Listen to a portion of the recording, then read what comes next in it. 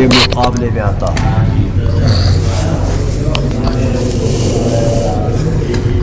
بلکہ عالم بمانا لغوی ہے، یعنی علامتاً۔ دیکھو علامہ خیر نے فرمایا اے علامتاً، کہ یہ عالم بمانا لغوی ہے، بمانا علوم عربیہ میں جو عالم کا لفظ استعمال ہوتا ہے اصطلاح علم نحو یا صرف میں، وہ علم نہیں ہے یہاں پر مراد۔ تو علامت ہو، علامت کے کیا مطلب؟ وَدَلِيلًا عَلَى وُجُودِ مُبْدِئٍ لَهُ،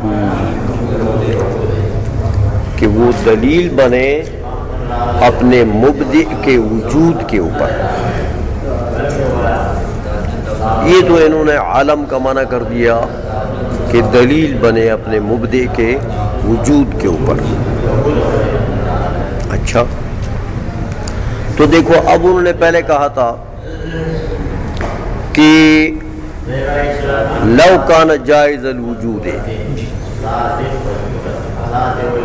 لکان من جملۃ العالم،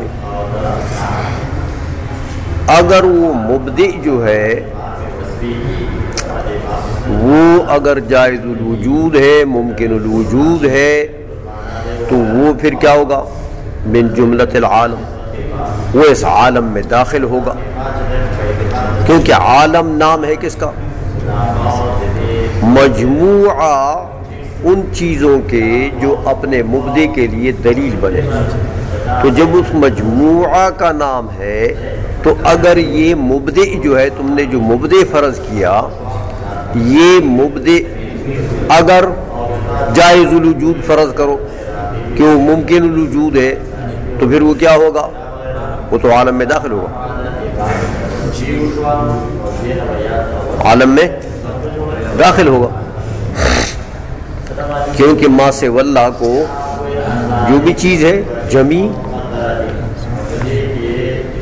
جو دلیل بن سکے، علامت بن سکے، سمجھ آئیے؟ تو اگر جائز الوجود ہے، ممکن الوجود ہے، تو وہ بھی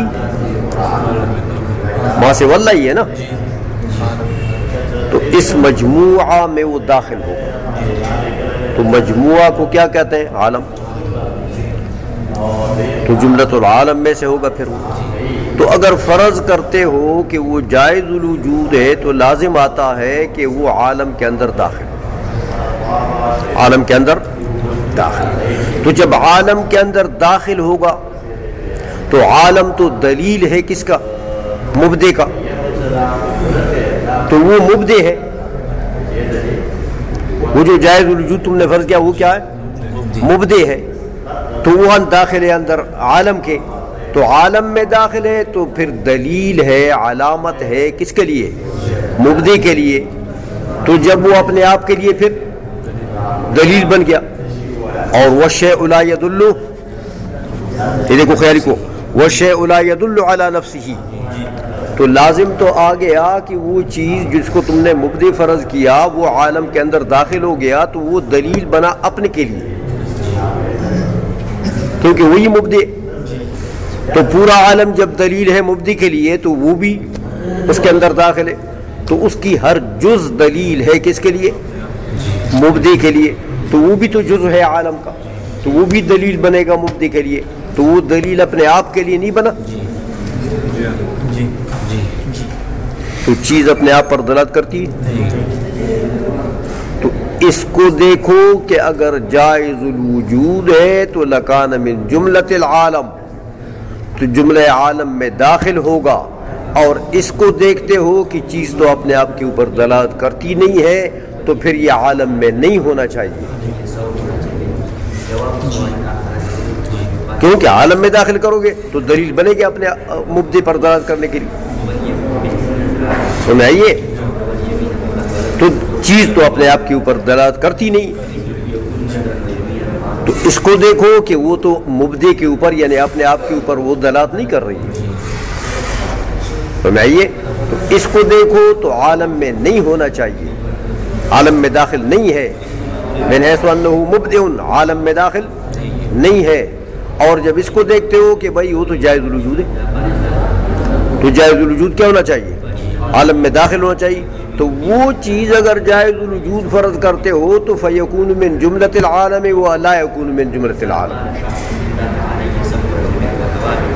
سنائیے, جملہ عالم میں سے ہوگا بھی نہیں بھی ہوگا.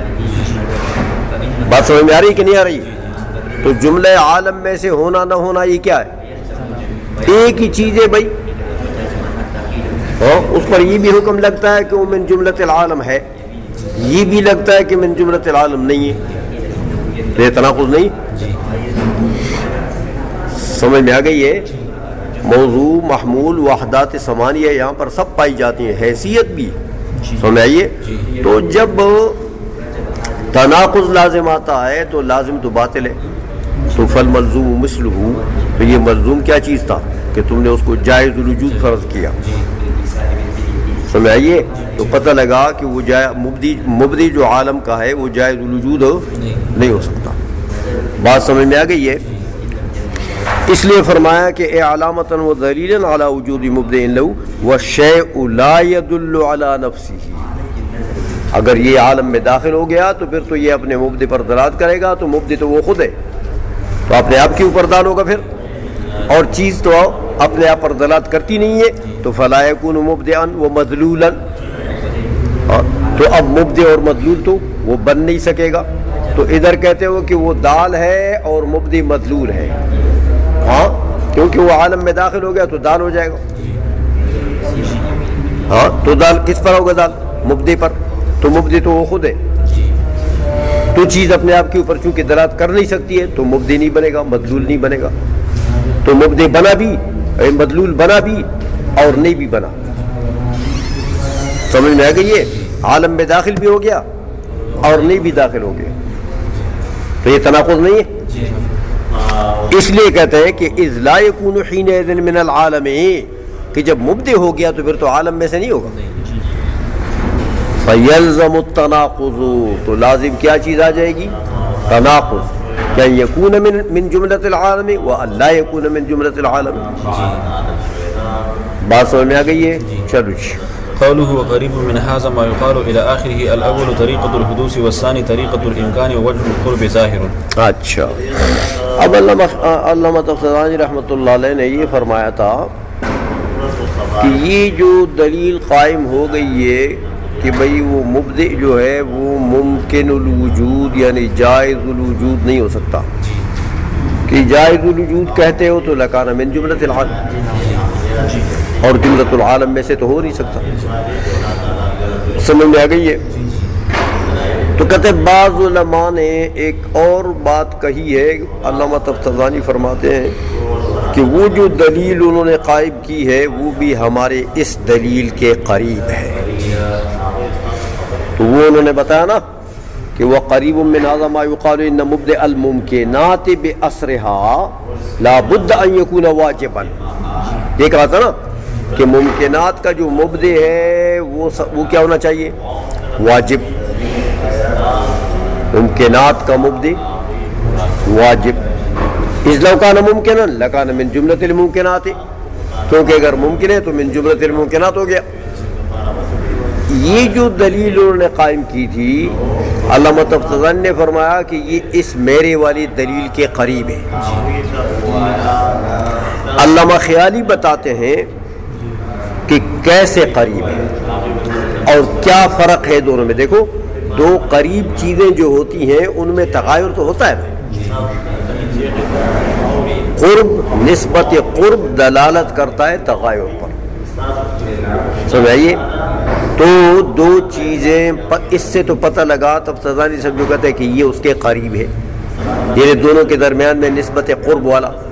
تو قرب قریبین کیا ہوتی ہیں؟ وہ تغائرین.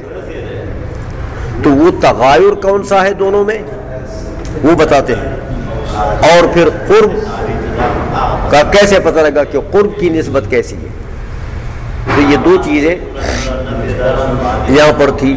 تو تغایر بتاتے ہیں پہلے کہ بھئی تغایر تو ہے دونوں میں, کیونکہ علامہ تفتزانی نے جو کہا کہ اذ لو کان جائز الوجود لکان من جملۃ العالم, اگر جائز الوجود ہے تو من جملت العالم ہوگا. تو دیکھو یہ گویا کہ دلیل ہے من حیث الحدوث کہ اگر من جملت العالم ہوا تو پھر تو حادث ہوگا، کیونکہ عالم تو سارا کا سارا حادث ہے.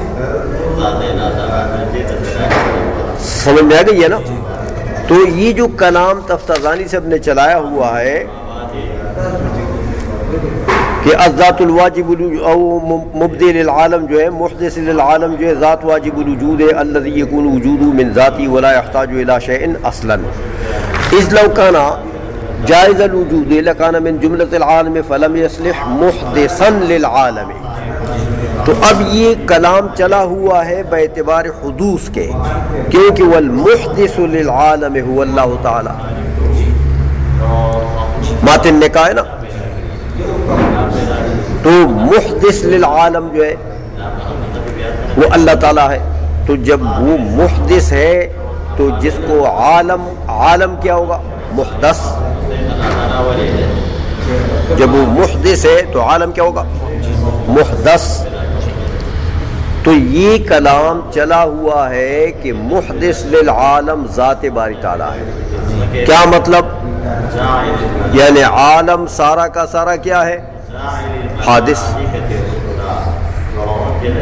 اذ لو کان جائز الوجود، اگر وہ جائز الوجود ہو تو لکان من جملت العالم، یعنی لکان من جملت المحدثات. یہ مطلب ہو گیا،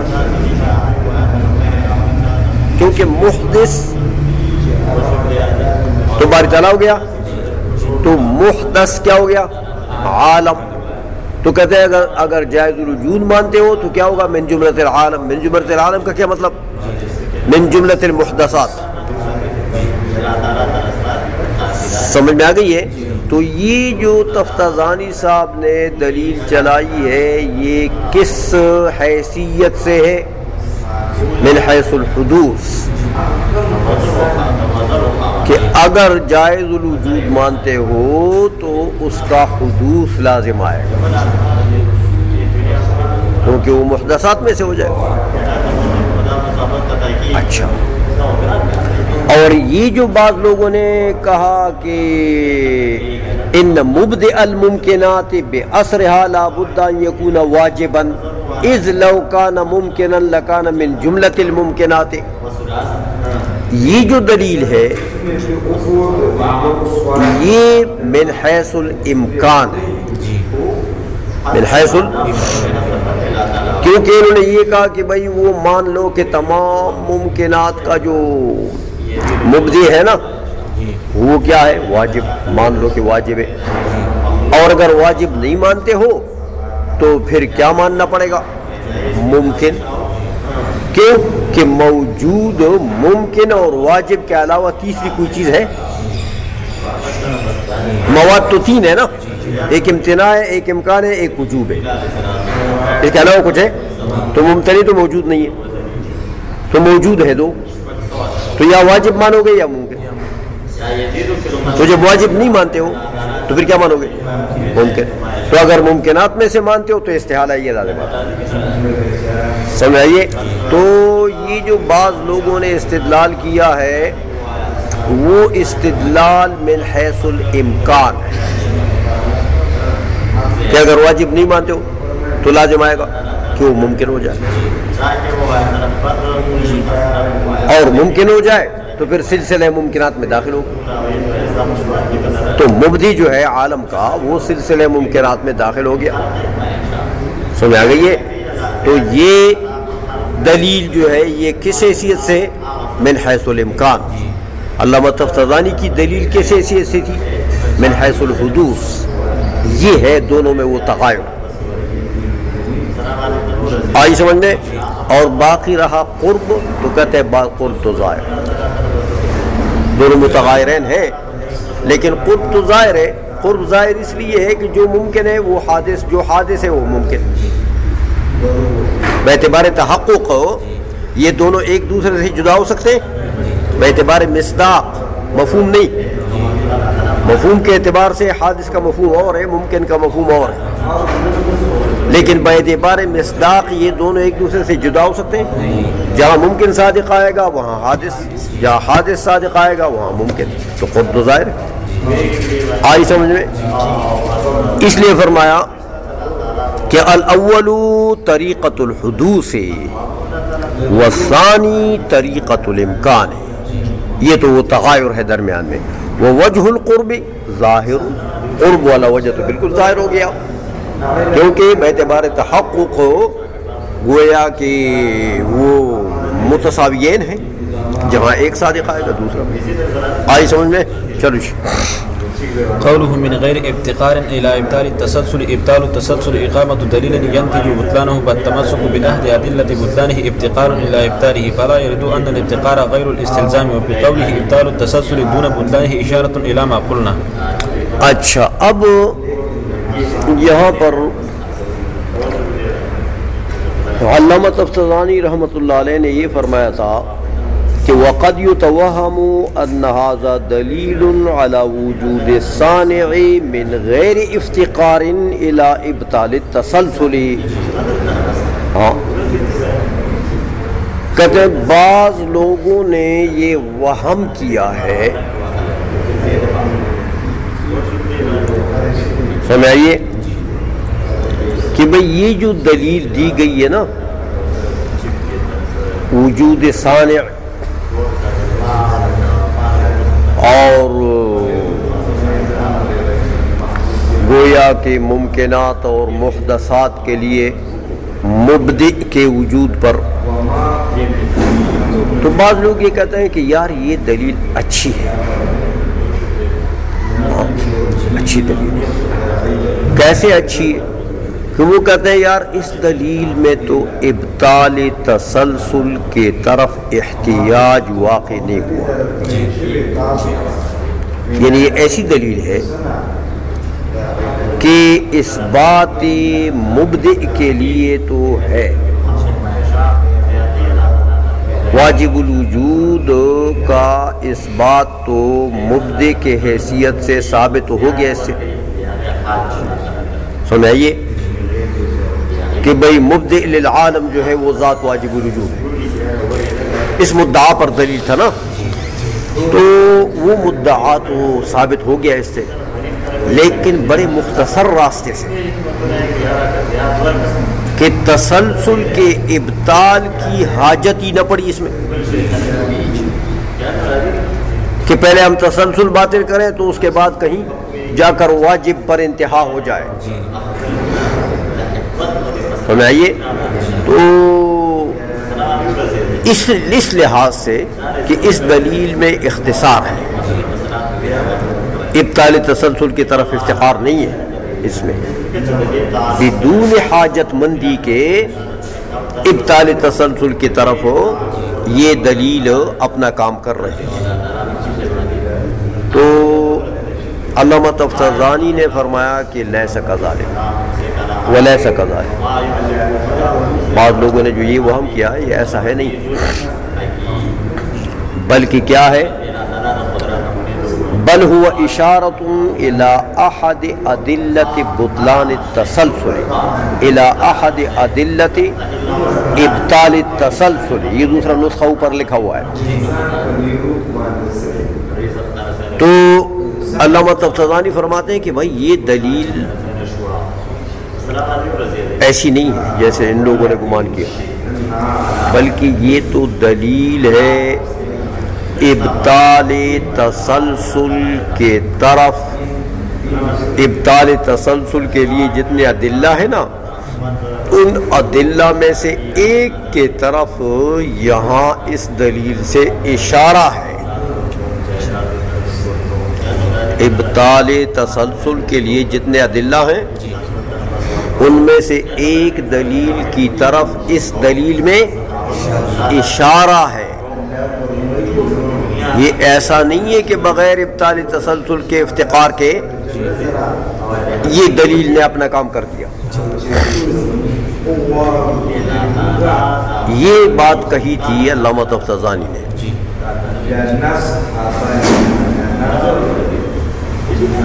تو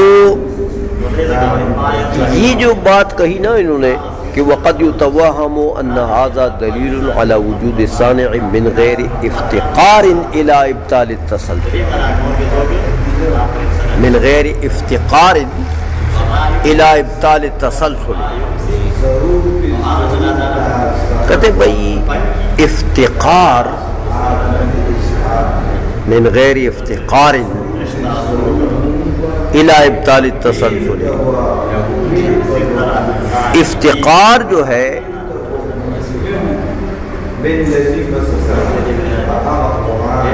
یہ اس کے بغیر کیسے ہوگا؟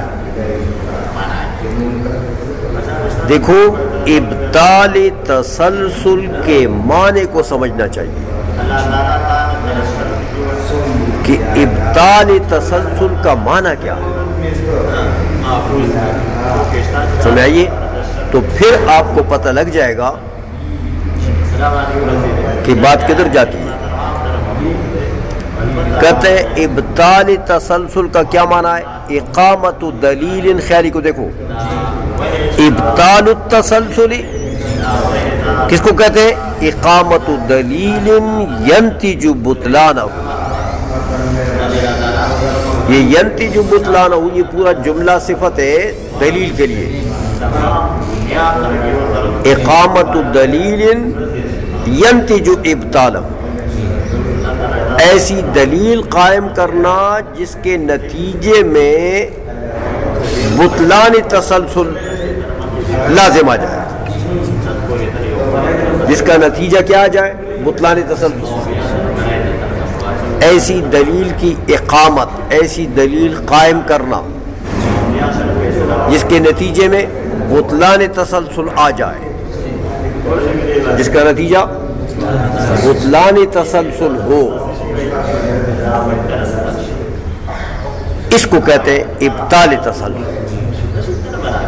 ایسی دلیل قائم کرنا جس کا نتیجہ بطلان تسلسل ہو۔ تو میرے بھائی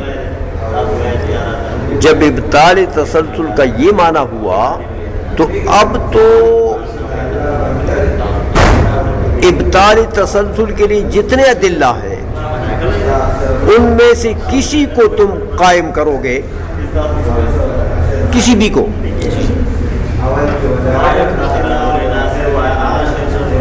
سمجھ آ گئی؟ یہ ابطال التسلسل کے جتنے دلائل ہیں ان میں سے کسی کو بھی تم جب چھیڑو گے اور قائم کرو گے اور اس کو جو ہے کہ نافذ کرو گے تو افتقار تو ہو گیا ابطال تسلسل کے لیے، کیونکہ ابطال تسلسل کا تو یہی معنی ہے کہ اس کے بطلان کے اوپر دلیل قائم کرنا، تو جس دلیل کو بھی قائم کرو گے، سمجھ میں آئیے، کسی بھی دلیل کے ساتھ تم تمسک کرو گے تو ابطال تسلسل تو ہو گیا، سمجھ آئیے۔ تو یہ کہنا کہ یار یہ تو اشارہ ہے احد ادلہ ابطال تسلسل کی طرف، یہ جو احد ادلہ ابطال تسلسل ہے یہی تو ابطال تسلسل کا نام ہے، کیونکہ دلیل کس لیے ہوتی ہے؟ تم قائم کرو گے نا، اس کو ذکر کرو گے، یعنی اس کو نافذ کرو گے، اس کے ساتھ تمسک کرو گے، تو یہی تو ابطال تسلسل ہے۔ تو جس کو بھی تم نے چھیڑا بس تمہارا افتقار تو ہو گیا ابطال تسلسل کی طرف، سمجھ میں آ گئی ہے؟ تو کوئی بھی دلیل قائم کرو گے ابطال تسلسل کے اوپر، اسی کا نام ہے افتقار الی ابطال تسلسل، وہ کوئی غیر تو نہیں ہے اس کا۔ آئی سمجھ میں؟ اس لیے فرماتے ہیں کہ ابطال تسلسل نام ہے کس کا؟ اقامت دلیل ینتج بطلانہ۔ اچھا جب یہ معنی ہوا ابطال تسلسل کا تو فالتمسک بأحد ادلۃ بطلانہ افتقار الی ابطالہ، سمجھائیے؟ تو کسی بھی ایک دلیل جو ابطال تسلسل کے لیے ہے اس کے ساتھ تمسک کرو گے تو یہی تو افتقار ہے ابطال تسلسل کی طرف۔ سمجھ میں آ گئی ہے؟ تو اب یہ افتقار الی ابطال تسلسل کے بغیر کوئی دلیل چلا سکتے ہیں آپ کہ آپ اس کو دلیل چلائیں ابطال تسلسل کے اوپر اور اس کو افتقار الی ابطال تسلسل نہ کہہ سکیں؟ ایسا ہو سکتا ہے کہ ابطال تسلسل کے اوپر آپ دلیل تو نافذ کریں اور آپ یہ کہیں کہ جناب یہ دلیل جو ہے یہ بغیر افتقار الی ابطال تسلسل ہے؟ یہ کہہ سکتے ہو؟ کوئی بھی دلیل قائم کرو وہ افتقار ابطال تسلسل ہے. سمجھ آئیے؟ تو کوئی دلیل بھی ایسی نہیں ہو سکتی ہے جو وہ بغیر افتقار ابطال تسلسل ہو. بات سمجھ میں آ گئی ہے؟ اچھا، اس لیے کہتے ہیں جب یہ ہو گیا کہ اب تو بھائی کسی دلیل کو ہاتھ لگاؤ گے نا تو بس افتقار ابطال تسلسل کی طرف ہو گیا. تو فلا يرد ان الافتقار غیر الاستلزام، اب یہ تو وارد نہیں ہوگا کہ بھائی افتقار الگ چیز ہے اور استلزام الگ چیز ہے. تو یہاں تو انہوں نے افتقار کا لفظ کہا ہے ہاں کہ من غیر افتقار من غیر استلزام الی ابطال تسلسل کو نہیں کہا. تو افتقار تو الگ چیز ہے، استلزام الگ چیز ہے. لہذا استلزام کا لفظ جب انہوں نے نہیں بولا ہے تو مطلب یہ ہے کہ استلزام نہیں ہے افتقار ابطال تسلسل کے درمیان میں اور استدلال کے درمیان میں، اقامت دلیل کے درمیان میں استلزام نہیں ہے. سمجھے؟ افتقار ہے. تو اگر افتقار ہو جائے تو خیر ہے، استلزام ٹھیک نہیں ہے. کہتے ہیں میں نے ثابت کر دیا کہ یہاں پر افتقار جو ہے افتقار ابطال تسلسل کے بغیر کوئی دلیل کی اقامت ہو نہیں سکتی ہے. تو یہ افتقار تو بمعنی استلزام ہو گیا. اس محل میں یہ جو افتقار ہے اس کے بغیر کسی دلیل کی اقامت ہو سکتی ہے؟ کسی بھی دلیل کو قائم کرو گے تو وہ افتقار الی ابطال تسلسل. تو یہ تو استلزام والے معنی میں ہو گیا. جیسے لازم اپنے ملزوم سے جدا نہیں ہو سکتا، سمجھائیے یہاں پر تمسک بالدلیل یہ افتقار کے بغیر نہیں ہو سکتا. اس لیے یہ اعتراض اب نہیں کر سکتے کہ بھئی یہ تو استلزام نہیں ہے، یہ تو افتقار ہے. سمجھ آ گئی ہے؟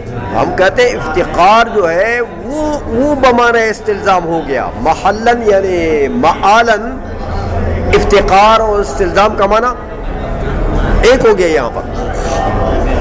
اس لیے یہ اعتراض اب غلط ہے کہ بھئی یہ تو استلزام کا لفظ تو نہیں کہا انہوں نے تو افتقار کا لفظ کہا. آئی سمجھ میں؟ اچھا، اب کہتے ہیں وفی قولہ ابطال التسلسل دون بطلانہ. دیکھو یہ جو ماتن علامہ صفدانی نے کہا کہ من غیر افتقار الی ابطال التسلسل، یہ ہے نا.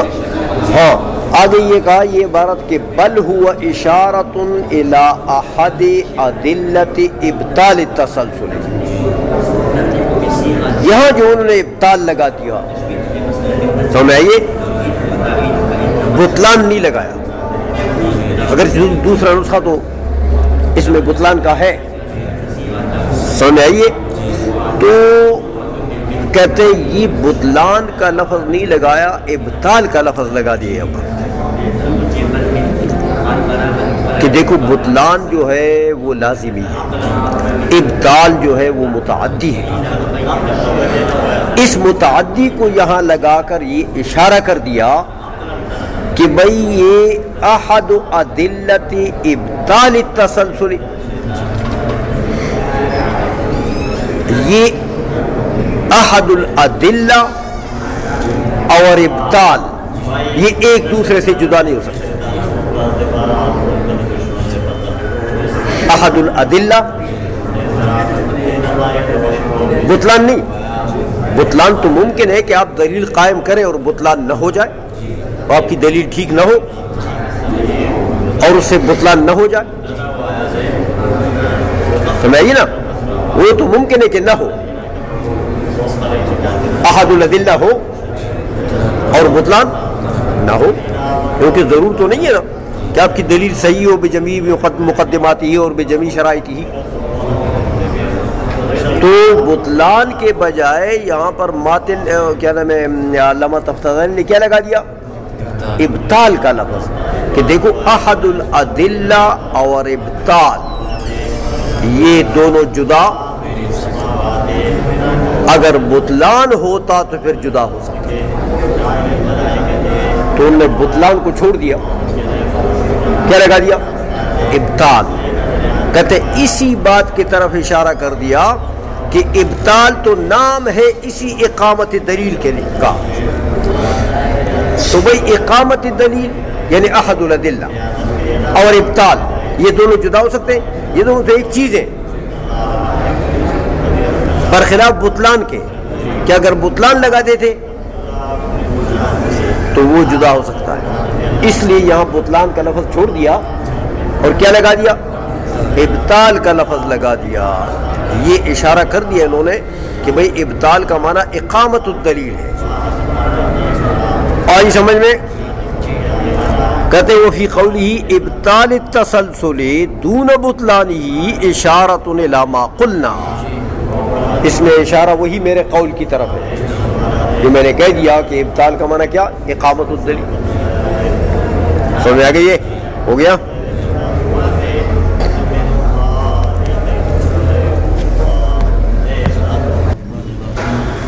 كذلك لا يخفى عليك أن ثبوت الواجب وليس كذلك نظر کہ كذلك دیکھو مثبت دیکھو,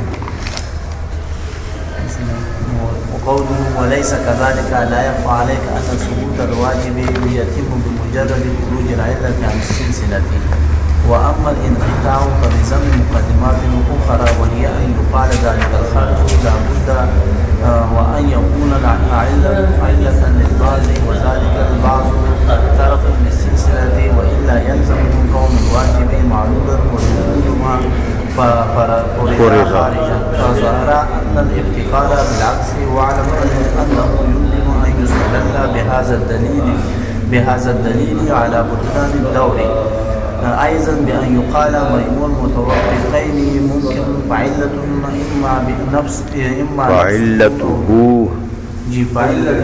إما نفسه أو جزءه وهما باطلان أو خارج وهو علة البعض, فينقطع التوقف عنده فلا دور.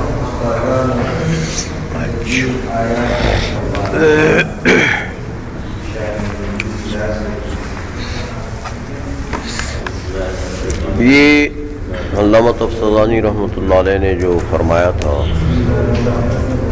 کہ وَقَدْ يُتَوَهَّمُ أَنَّ هَذَا دَلِيلٌ عَلَى وُجُودِ الصَّانِعِ مِنْ غَيْرِ افْتِقَارٍ إِلَى إبْطَالِ التَّسَلْسُلِ, یہ جو وہم ہے وَلَيْسَ كَذَلِكَ, واقعہ میں اور نفس الامر میں فرماتے ہیں کہ ایسا نہیں ہے. تو پھر واقعہ میں کیسا ہے جب ایسا نہیں ہے؟ تو آگے فرمایا کہ بل ہوا اشارۃ الی احد ادلۃ ابطال تسلسل. تو علامہ خیالی فرماتے ہیں کہ یہاں اصل میں دو چیزیں ہیں. مقصودی بات جو پہلے سے چلی آ رہی ہے, جس کو ماتن نے بھی کہا کہ والمحدث للعالم هو اللہ تعالی. مقصودی بات تو یہ ہے کہ باری تعالی کو گویا کہ عالم کے لیے محدث ثابت کرنا ہے, اور محدث عالم کو پھر واجب ثابت کرنا ہے. سمجھائیے, تو مقصودی بات تو یہ ہے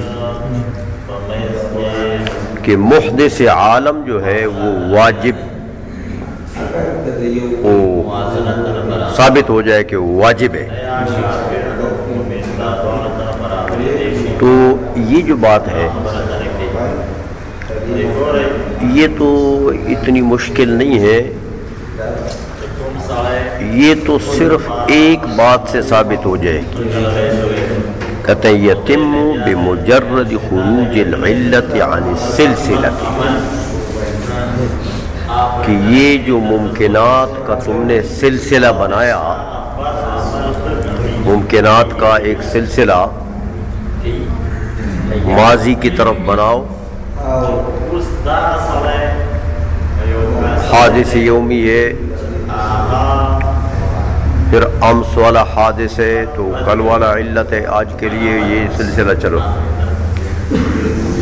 اگر واجب نہیں مانتے ہو سب کے لیے محدث تو پھر ایسا ماننا پڑے گا. تو یہ ممکنات کا ایک سلسلہ بنا لو.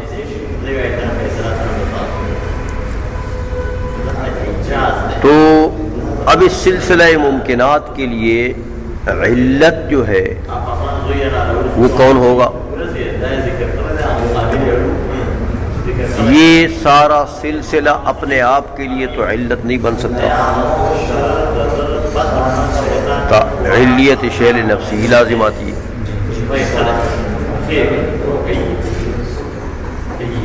اس کا کوئی جز بھی اس کے لیے علت نہیں بن سکتا اس سلسلہ ممکنات کا،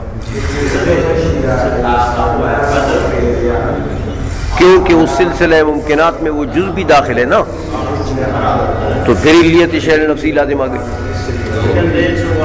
وہ جو جز ہے وہ بھی تو سلسلے کے اندر ہے، اس کا جز جب پورے سلسلے کی علت بناتے ہو تو وہ جز اپنے آپ کے لیے بھی علت بنی.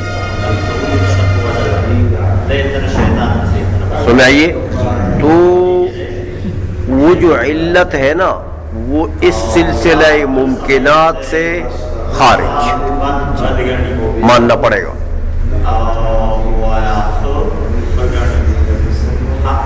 تو اب جب خارج سلسلہ ممکنات سے خارج ہو گیا تو ظاہر بات ہے کہ وہ واجب ہی ہے.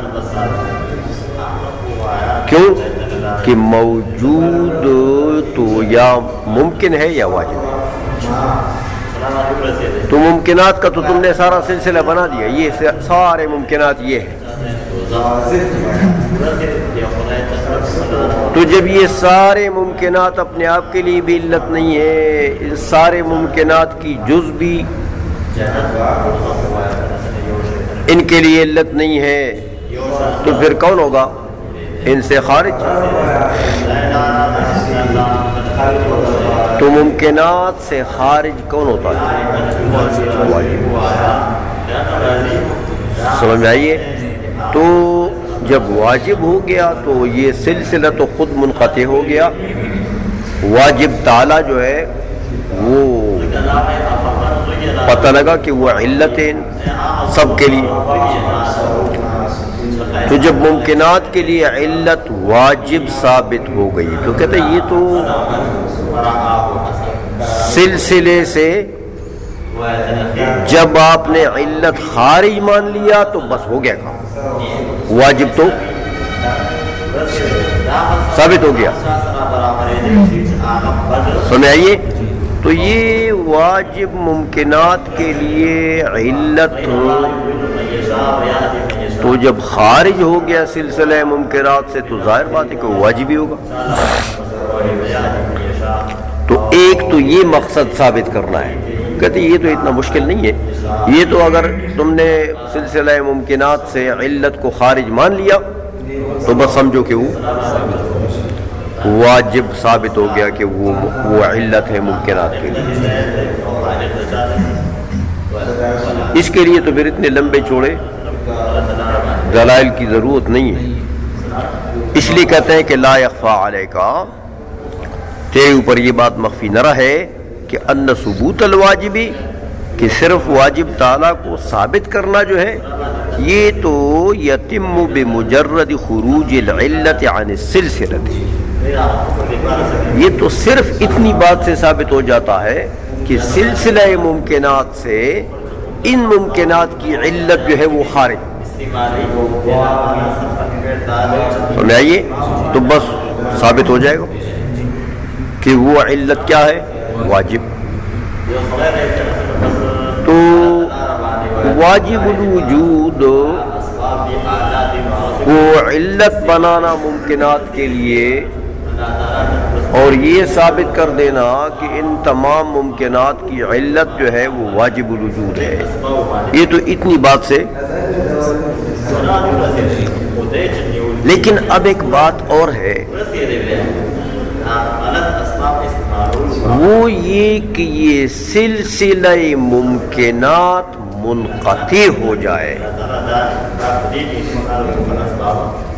سلسلہ ممکنات اس واجب کے اوپر منقطع ہو جائے، یہ ایک الگ مسئلہ ہے. سمجھ میں آ گئی ہے؟ کہتے اس کے لیے صرف یہ خروج کے اوپر کہ علت خارج ہو جائے سلسلہ ممکنات سے، صرف اس کے اوپر کام نہیں بنے گا، بلکہ یہاں کچھ مزید کچھ مقدمات ملانے پڑیں گے، تو پھر انقطاع سلسلہ ممکنات جو ہے وہ ثابت ہو جائے. سمجھ آ گئی ہے؟ اس لیے کہتے ہیں وَأَمَّا الْانْقِطَاعُ، رہی یہ بات کہ یہ سلسلہ ممکنات کا انقطاع ثابت ہو جائے، تو کہتے ہیں یہ فَبِضَمِّ مُقَدِّمَاتٍ أُخَرَى، وہ اس کے ساتھ پھر دیگر مقدمات کو بھی ملانا پڑے گا، تو انقطاع بھی ثابت ہو جائے گا، لیکن یہ محض اتنی بات سے ثابت نہیں ہوگا. سمجھ میں آ گئی ہے؟ وہ کیا کہتے وہ پھر اس سے کچھ آگے جانا پڑے گا، ممکنات کے سلسلے کو منقطع کرنے کے لیے کچھ آگے جانا پڑے گا.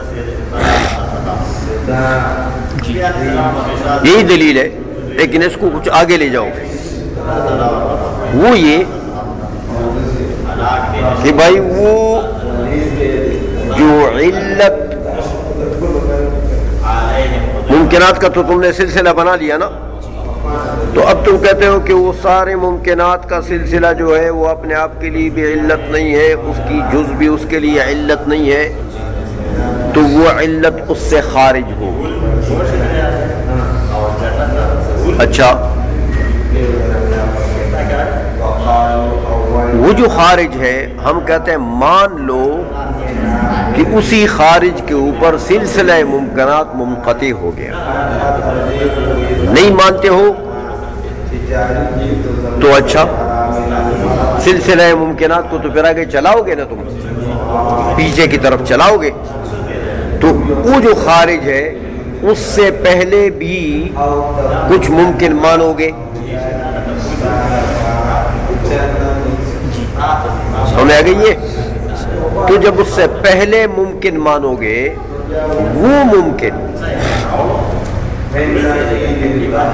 جو اس سے مقدم ہے، سلسلہ ممکنات آپ منقطع نہیں کرتے، آگے بھی چلاتے ہیں، تو وہ جو اس خارج سے پہلے ممکنات ہیں، ایک ہے یا دو ہے یا جتنا بھی مانتے ہو، وہ علت ہے اس خارج کے لیے، کیونکہ وہ اس خارج سے پہلے ہے نا، تو اس خارج کے لیے وہ علت ہے. اگر وہ اس خارج کے لیے علت ہے تو لازم آ گیا کہ واجب الوجود، یہ خارج تو واجب الوجود تھا نا، کیونکہ ممکنات سے خارج ہے تو اور کون ہے؟ واجب ہی ہو سکتا ہے. تو لازم آ گیا کہ وہ واجب الوجود کیا ہو گیا؟ معلول. معلول ایک، اور جو معلول ہے وہ ممکن ہوتا ہے، تو اس کا امکان بھی لازم آ گیا. ممکن ہو گیا تو سلسلہ ممکنات میں داخل ہو گیا. تو تم نے تو فرض کیا تھا کہ وہ تو خارج ہے. سمجھ میں آ گئی ہے؟ تو ایک تو معلولیت واجب، پھر دخول ما فرض خارجن، پھر امکان واجب، یہ سب چیزیں لازم آ گئی ہیں اور یہ سب باطل ہیں۔ تو جب یہ لازم باطل ہے تو فالملزوم ہو، تو پتہ لگا کہ اس خارج سے پہلے کوئی سلسلہ نہیں ہے، بلکہ سلسلہ وہیں منقطع ہو گیا۔ تو انقطاع اس طریقے سے ثابت ہوگا، اس کے ساتھ کچھ اور ضمن مقدمات کرنا پڑے گا، بات سمجھ آ گئی ہے؟ تو سلسلہ منقطع ہو جائے گا۔ اس لیے کہتے ہیں کہ وہ مقدمات یہ ہے کہ ان یقال، یوں کہا جائے کہ ذالک الخارج لا بد وان یکون علتا للبعض، وہ خارج تو علت ہے نا بعض کے لیے، تو اب اگر تم اس سے پہلے بھی مانتے ہو وذالک البعض طرف للسلسلۃ، یہ مان لو کہ وہ خارج جس کے لیے علت ہے وہ ممکنات کا سلسلہ وہی ختم ہو گیا، سمجھائیے؟ وہ سلسلہ ممکنات کے لیے علت تو خارج ہے نا، تو وہ علت جو خارج ہے وہ سب کے لیے علت ہوگی، تو سبحان اللہ سب کے لیے نہیں مانتے ہو تو بعض کے لیے تو مانو گے۔ تو وہ جو بعض ممکنات ہیں جن کے لیے وہ خارج علت ہے، مان لو کہ وہ آخری طرف ہے سلسلہ ممکنات کا، اور ممکنات کا سلسلہ وہاں منقطع ہو گیا۔ اچھا اگر مان لیا تو سبحان اللہ سلسلہ منقطع ہو گیا، وَإِلَّا، اور اگر اس کو آخری طرف سلسلہ کا نہ مانو گے تو پھر اس خارج سے پہلے کچھ ممکنات مانو گے، وَإِلَّا، تو اس خارج سے پہلے جب تم نے ممکن مان لیا تو وہ ممکن علت بنے گا کس کے لیے؟ اس خارج کے لیے۔ تو خارج کون تھا؟ واجب۔ تو یلزم کون الواجب معلولا، وہ جو اس سے پہلے ممکن ہے وہ اس کے لیے علت بنا، تو واجب کیا بنا؟ معلول۔ ودخول ما فرض خارجا، اور وہ چونکہ وہ پہلے والا جو ہے وہ اس کے لیے علت ہے، تو جو معلول ہو جائے وہ تو ممکن ہوتا ہے، تو وہ تو سلسلہ ممکنات میں داخل ہو گیا۔ تم نے کیا فرض کیا تھا کہ خارج ہے، تو لازم آ گیا، تو یہ لازم تو باطل ہے۔ تو جب لوازم سب باطل ہیں تو پتہ لگا کہ سلسلہ ممکنات وہی واجب کے اوپر منقطع ہے۔ تو انقطاع ثابت کرنے کے لیے کچھ یہ کرنا پڑے گا، سنائیے۔ اور نفس محدث جو ہے اس کو واجب ثابت کرنے کے لیے ان مزید مقدمات کی ضرورت نہیں ہے۔ فرق کا پتہ لگ گیا؟ اچھا اب ایک بات کرتے ہیں، کہتے ہیں یار ایک اور بات کا بھی پتہ لگ گیا۔ پہلے تو تفتزانی صاحب یہ کہہ رہے تھے کہ یہ واجب المحدث کے لیے، محدث جو ہے عالم کا، اس کو واجب ثابت کرنے کے لیے کیا کرنا پڑے گا؟ ہاں، ابطال تسلسل کرنا پڑے گا، یعنی محدث کے وجوب ثابت کرنا موقوف ہے کس وقت؟ تو یہاں تو الٹا ہو گیا، یا تو تسلسل کا انقطاع موقوف ہے، تسلسل کا ابطال موقوف ہے کس پر؟ واجب الوجود کے اس بات پر۔ جب واجب الوجود تم نے ثابت کر دیا تسلسل منقطع ہو گیا، تسلسل ختم ہو گیا، تو الٹا نہیں ہوا۔ تو تسلسل کا انقطاع، تسلسل کا ابطال یہ موقوف ہے کس پر؟ واجب کے اس بات پر، سمجھ گئے ہو؟ اس لیے کہتے ہیں فظہر ان امر الافتقار بالعکس، کہ افتقار والا جو معاملہ ہے وہ تو بالعکس ہے، وہ تو ویسا نہیں ہے جیسے تفتزانی صاحب نے کہا تھا، یا تو الٹا ہو گیا۔ بات سمجھ گئی ہے؟ اچھا وعلم سے ایک اور بات کرتے ہیں، کہتے ہیں یار یہ جو دلیل ہے نا، اس دلیل سے تسلسل تو باطل ہو گیا نا. اب ممکنات میں تو تسلسل نہیں چلتا, سلسلہ تو منقطع ہو گیا. سمجھ آ گئی ہے؟ وہ علیت معلولیت کا سلسلہ جو تم نے بنایا تھا نا, مثلا معلول یومی ہے تو کل والا اس کے لیے علت ہے, تو پرسوں والا اس کے لیے علت ہے, تو وہ معلول ہے, ہر ایک معلول بھی ہے, علت بھی ہے. وہ سلسلہ چلا تھا ماضی کی طرف, تو وہ سلسلہ منقطع ہو گیا کس پر کہ تم نے وہ خارج کو واجب مان لیا, بس بات ختم. اب وہ سلسلہ تو آگے نہیں چل سکتا.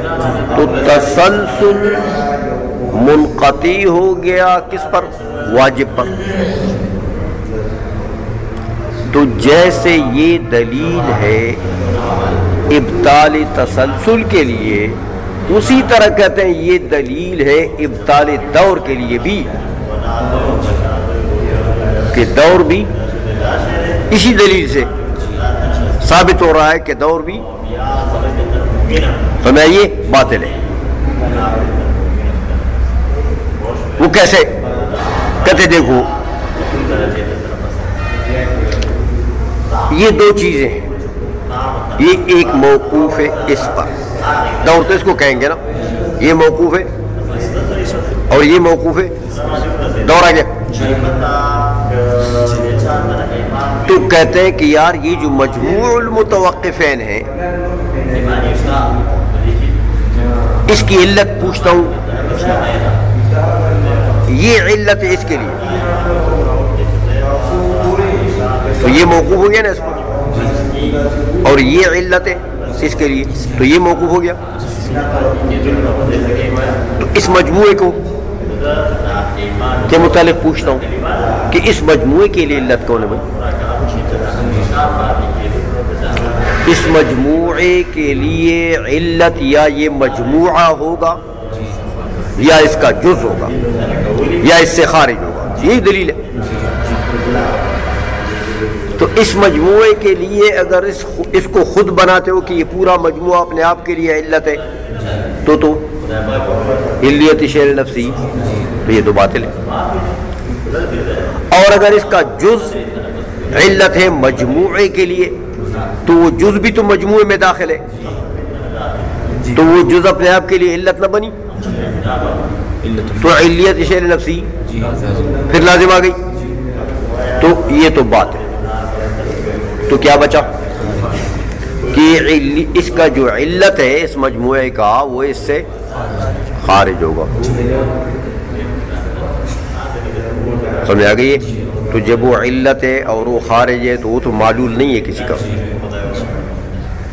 تو سلسلہ منقطع ہو گیا کہ نہیں ہو؟ یہ دونوں تو یہ مجموعہ تو موقوف ہو گیا اس کے اوپر, لیکن وہ ان کے اوپر موقوف ہے نہیں, تو دور ختم. سمجھ آ گئی ہے؟ اس لیے کہتے ہیں اسی دلیل سے دور کو بھی باطل کیا جا سکتا ہے, جیسے تسلسل کو باطل کر دیا جیسے دور کو بھی.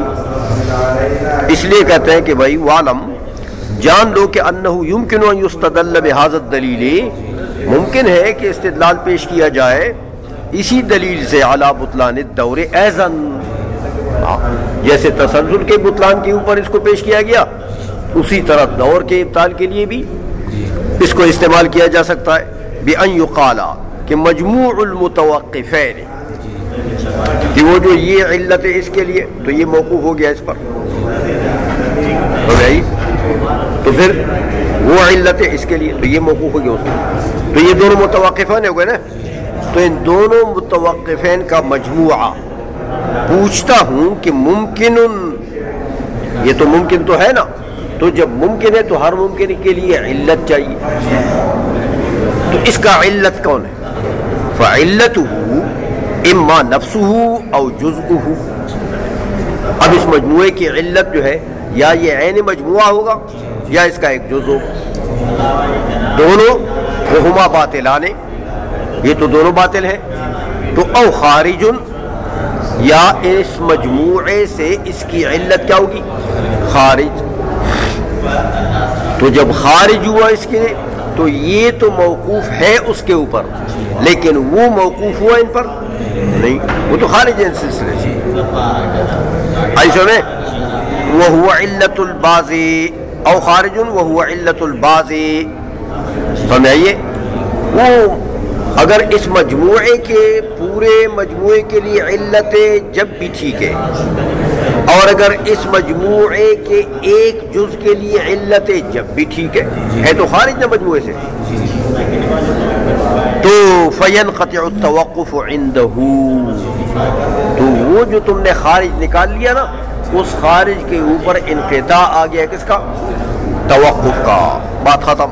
فلا دورہ، لہذا دور بھی نہیں ہو گیا.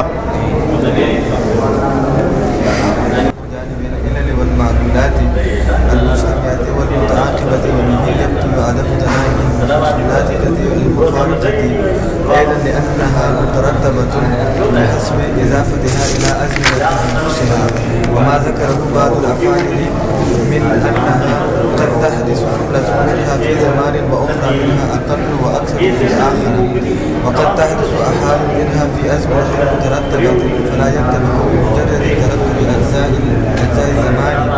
فجوابه أن هذا إنما يدفع تطبيق الفرد بالفرد وهو غير لازم، بل يكفي انطباق الأجزاء المترتبة ولو متفاوتة، إذ كل جملة توجد في زمان واحد متناهية لتناهي الأبدان الحادثة الكون التي هي شرط النفوس.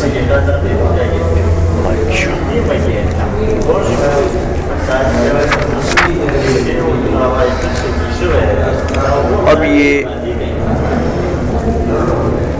علامہ قبطلانی رحمۃ اللہ علیہ نے یہ فرمایا کہ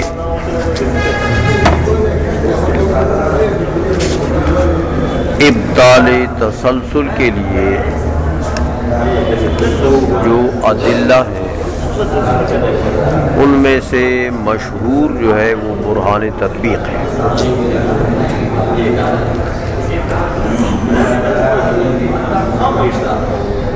اصل میں برہان تطبیق جو ہے متکلمین اور فلاسفہ کا، حکماء کا تھوڑا سا اس میں اختلاف ہے. مانتے تو دونوں ہیں، چلاتے تو یہ دونوں ہیں غیر متناہی کے ابطال کے لیے، تسلسل کے ابطال کے لیے، لیکن محل میں اختلاف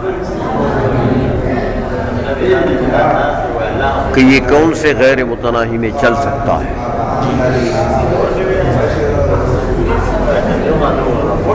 تو فلاسفہ آپ پہلے پڑھ بھی چکے ہیں کہ فلاسفہ مناطق حکماء جو ہیں وہ دو شرطیں لگاتے ہیں اس میں کہ اس غیر متناہی میں یہ چل سکتا ہے جس میں اجتماع ہو اور ترتیب ہو. غیر متناہی موجود بالفعل مجتمع ہو اور اجتماع کے ساتھ ساتھ مجتمع فی الوجود ہوں، اس کے ساتھ ساتھ مترتب بھی ہوں. تو اگر یہ دو شرطیں پائی گئیں تو حکماء کہتے ہیں کہ اس کے ابطال کے لیے پھر ہم یہ برہان تطبیق اس میں چل سکتا ہے. اور ان دونوں میں سے اگر کوئی ایک شرط بھی نہ پائی گئی تو حکماء کہتے ہیں برہان تطبیق نہیں چل سکتی.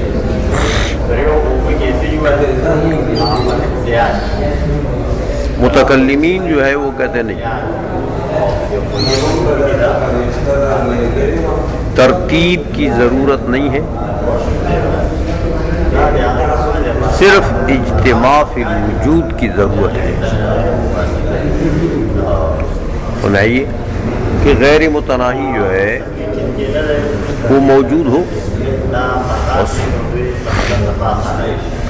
تو چاہے وہ مرتب ہے، چاہے غیر مرتب ہے، متعاقب ہے، چاہے غیر متعاقب، کسی بھی صورت میں ہو، تو برہان تطبیق جو ہے وہ اس غیر متناہی کے ابطال کے لیے چل سکتی ہے.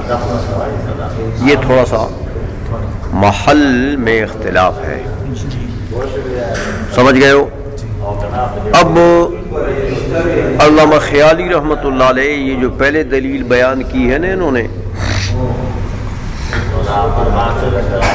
تو فرماتے ہیں کہ یہ پہلی دلیل جو ہے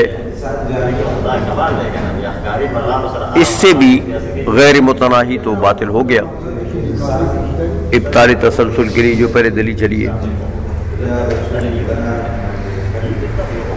لیکن اور یہ جو برہان تطبیق ہے یہ بھی غیر متناہی کے ابطال کے لیے ہے، سمجھائیے، لیکن دونوں میں فرق ہے، محل کے اعتبار سے دونوں میں یہاں بھی فرق ہے کہ یہ جو برہان سابق ذکر ہوا غیر متناہی کے ابطال کے لیے جو آپ نے سلسلہ بنایا نا ممکنات کا، تو اگر وہ غیر متناہی ہے تو چلو ایک سلسلہ بناتے ہیں ممکنات کا جو ماضی کی طرف جائے گا، آج حادث یومی ہے، کل والا اس کے لیے علت ہے، اور یوں چلتے جاؤ پیچھے، تو وہ تم نے اس میں اس کے ابطال کے لیے دلیل اس طریقے سے کی کہ بھئی وہ سلسلہ ممکنات جو ہے اس کے لیے تو علت چاہیے، تو علت جو ہے یا وہ نفس سلسلہ ہوگا یا اس کی جز یا اس سے خارج، یاد ہے نا دلیل؟ تو یہ جو دلیل تھی جب آپ نے کہا کہ یار وہ نفس سلسلہ بھی علت اپنے آپ کے لیے، ورنہ علیت شعر نفسی لازم آتی ہے، جز بھی نہیں ہو سکتا پھر بھی وہی چیز لازم آتی ہے، تو علت خارج ہونی چاہیے، وہ سلسلہ ممکنات سے جب خارج ہوا تو واجب ہی ہے، تو مطلب ہے کہ یہ اس نے بھی گویا کہ وہ غیر متناہی کو تو باطل کر دیا، لیکن یہ دلیل جو ہے یہ غیر متناہی کو باطل کرتی ہے علل مجتمعہ میں،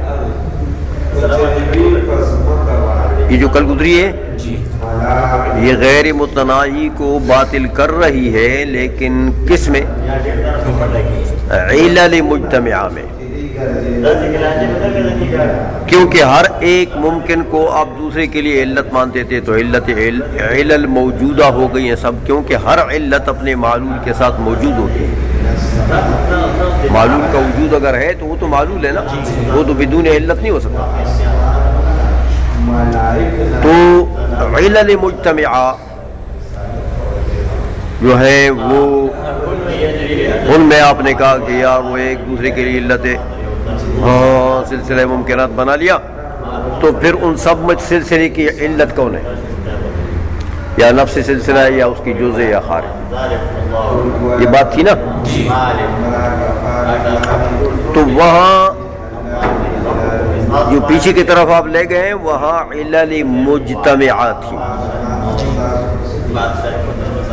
تو علل مجتمعہ میں آپ نے برہان تطبیق چلائی کہ بھئی یہ غیر متناہی نہیں ہو سکتی، تو برہان تطبیق سے آپ نے اس کو باطل کر دیا، سمجھ آئیے؟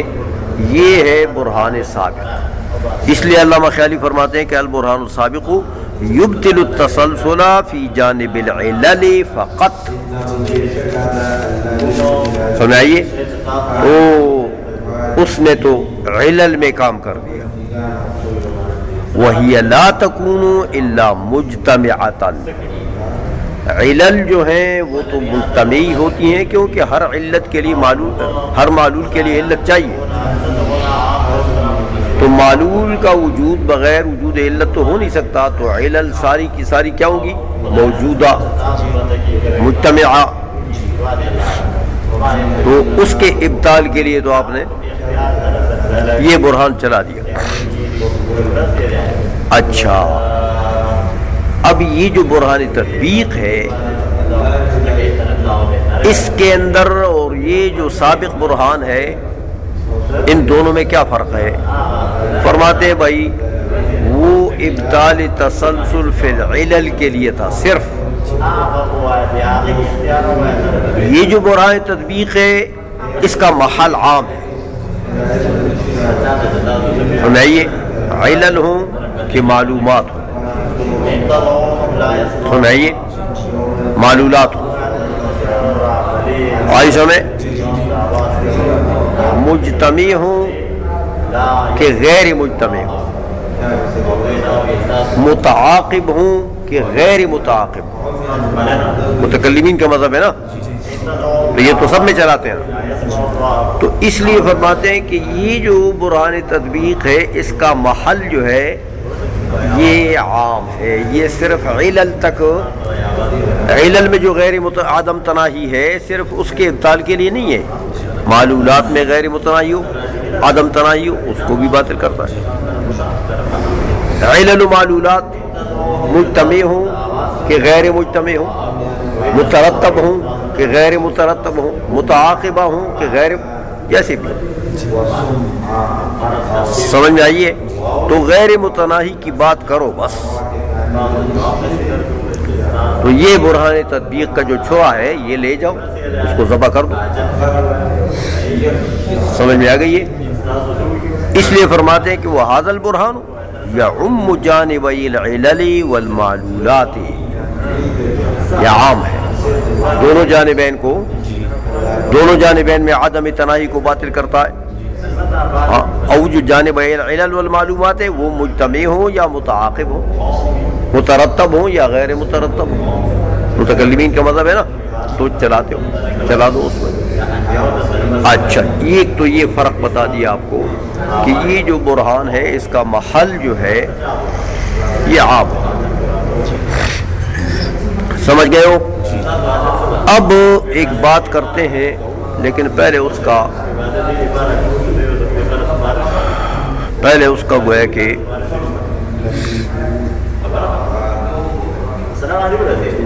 وہ سمجھ لو کہ یہ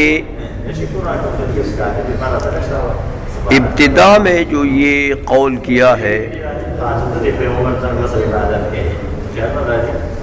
ارسطاطالیس نے کیا ہے،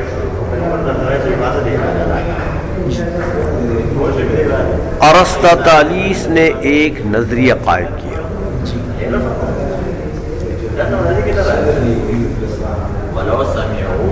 ارسطاطالیس نے کہا کہ یہ جو نفوس ناطقہ ہے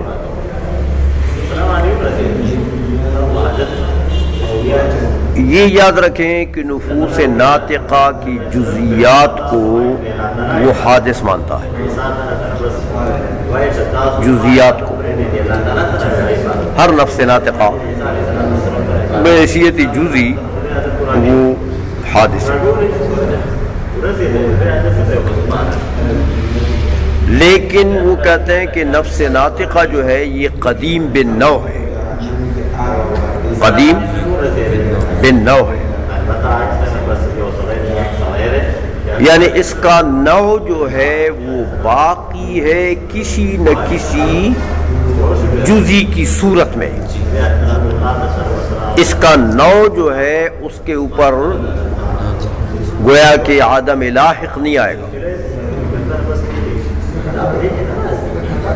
اور جزیات جو ہوتے ہیں نا وہ پیدا ہوتے ہیں، نفوس ناطقہ پیدا ہوتے ہیں، نفس ناطقہ کی پیدائش کے لیے کہتے ہیں شرط یہ ہے کہ اس کا بدن موجود ہو جائے، وہ نفس ناطقہ جس بدن کے لیے نفس ناطقہ ہے، تو فیضان من القدیم جو ہے، وجود کا جو فیضان وہ قدیم ذات کرتی ہے، وجود کا فیضان نفس ناطقہ پر وہ بشرط وجود بدن کرتا ہے،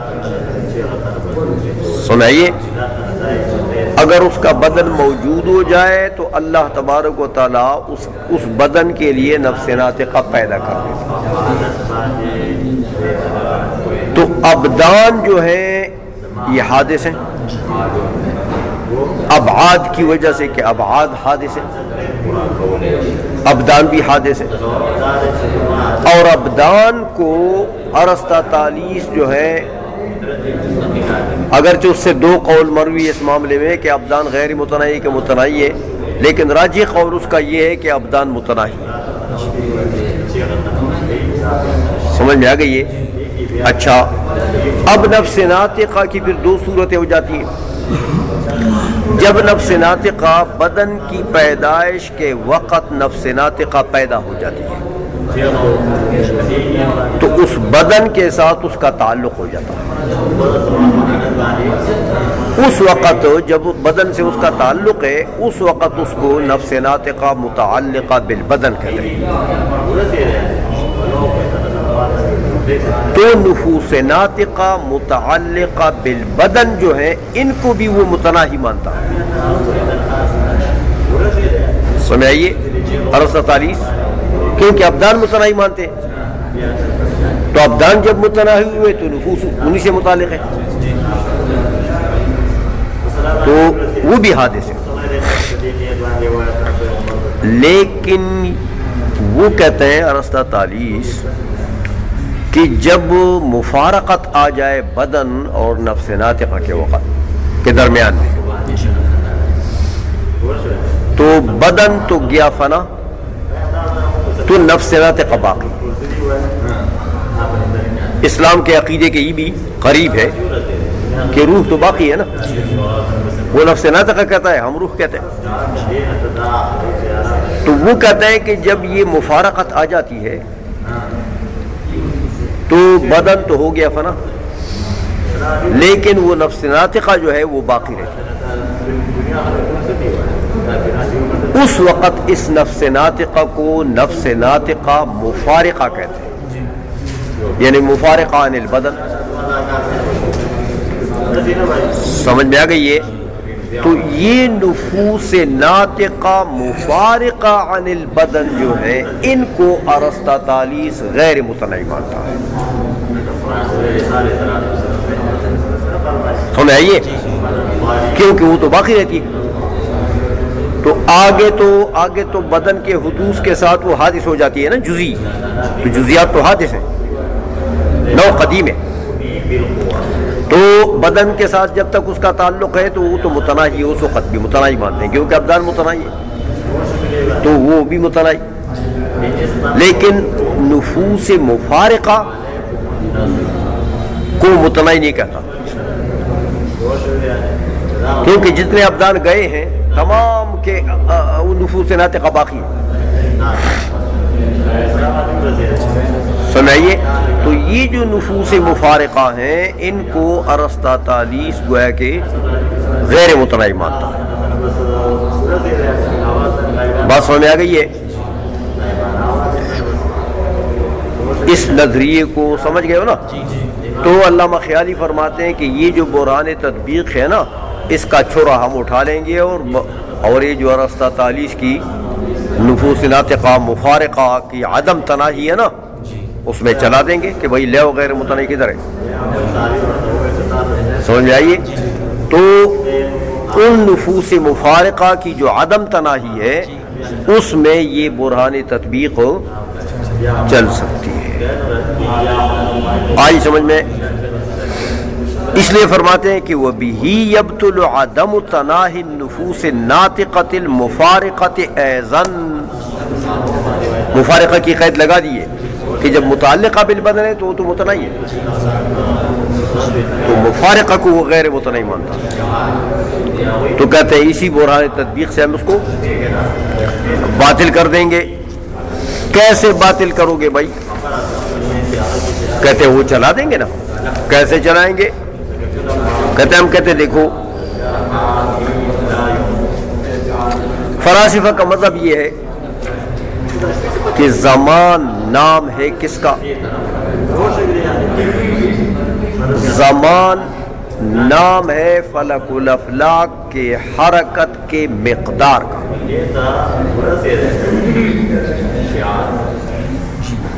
وہ جو نواں آسمان ہے نا اس کو فلک الافلاک کہتے ہیں، وہ اس کی حرکت ذاتی ہے۔ باقی جو افلاک ہیں نیچے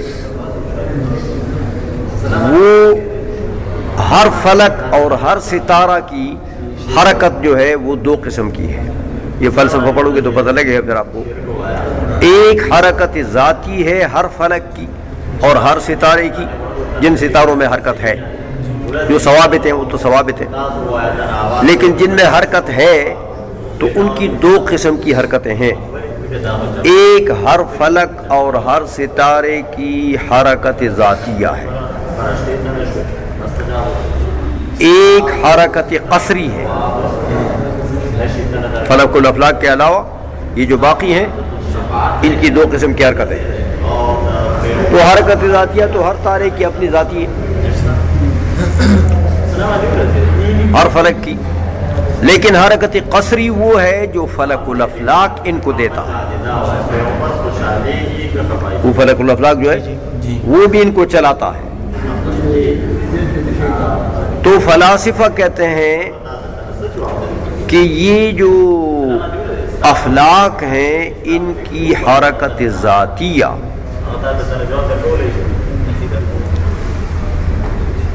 بعض افلاک حرکت ذاتیہ جو ہے وہ مغرب سے مشرق کی طرف ہے، اپنی حرکت جو ذاتی ہے ان کی وہ مغرب سے۔ حرکت قصری جو ہے فلک الافلاک کی، وہ جو فلک الافلاک دے رہا ہے وہ حرکت قصریہ جو ہے وہ مشرق سے مغرب کی طرف ہے۔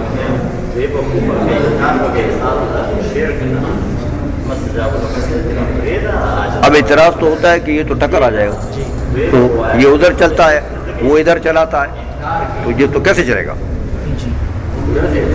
کہتے ہیں کوئی بات نہیں، مثال سمجھانے کے لیے کہتے دیتا ہوں۔ حکما نے اس کی مثال دی ہے، کہتے ہیں ایسا کرو کہ وہ جو پنچکی ہے نا یا چکی، ہاتھ والی چکی، وہ میں چل اس کے پہیے کے اوپر، جو پہیہ اس کا چلتا ہے اس کے اوپر ایک چیونٹی بٹھا دو، تو چیونٹی تو چلے گی، اس کو الٹا چلا دو، وہ پہیہ تو یوں حرکت کر رہا ہے نا، تو اس کو ادھر بٹھا دو، وہ ادھر جائے گی۔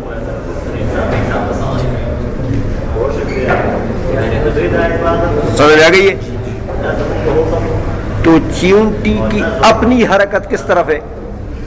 ایسی، وہ ادھر چلتی ہے، لیکن وہ پہیہ اس کو کدھر لے جا رہا ہے؟ تو چیونٹی کی دو حرکتیں ہو گئی نا۔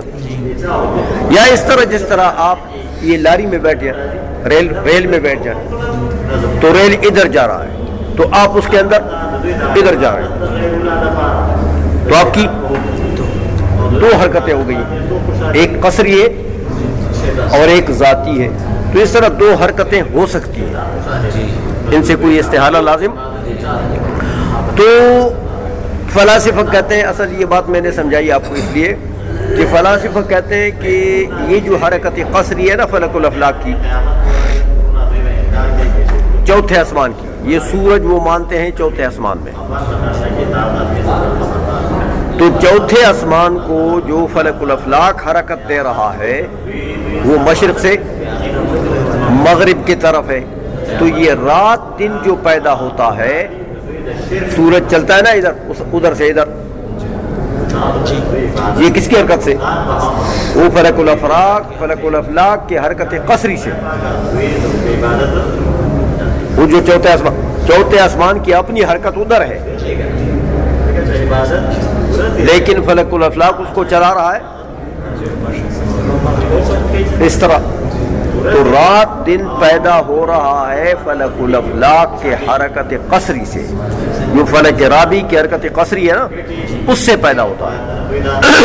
اچھا، وہ جو حرکت ہے اس حرکت کے مقدار کا نام ہے زمانہ۔ سمجھ میں آ گئی ہے؟ اچھا، تو زمانہ نام ہوا مقدار حرکت قصریہ جو فلک الافلاک نے فلک رابع کو دی ہے۔ تو بھائی وہ جو حرکت ہے